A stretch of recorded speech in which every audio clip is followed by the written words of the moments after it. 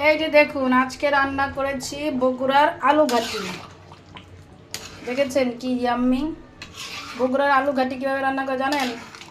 এরকম আলু কেটে কেটে দিবেন, নতুন আলু, যখন এই যে এখন যেমন নতুন আলু পাওয়া যায়, এই নতুন আলু পিস পিস করে তার মধ্যে গরুর মাংস দিতে হবে, অন্য মাংস দিয়ে কিন্তু হবে না।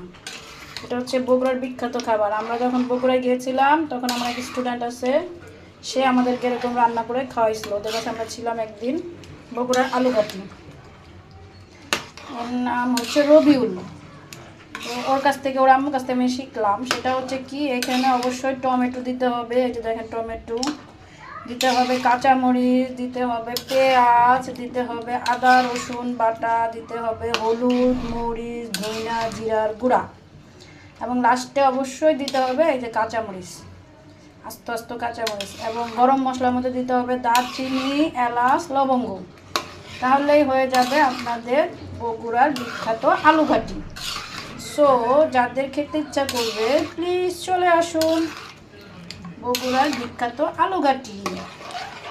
দেখেছেন, আলুর পরিমাণ আর মাংসের পরিমাণ সমান সমান, অনেক সময় বেশিও হতে পারে, কিন্তু আলু থাকতে হবে।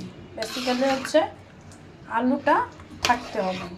এটা হচ্ছে বগুড়ার আলু ঘাটি, তার মধ্যে আপনি মাংস দিবেন। ওকে, হয়ে গেল মজাদার বগুড়ার আলু ঘাটি।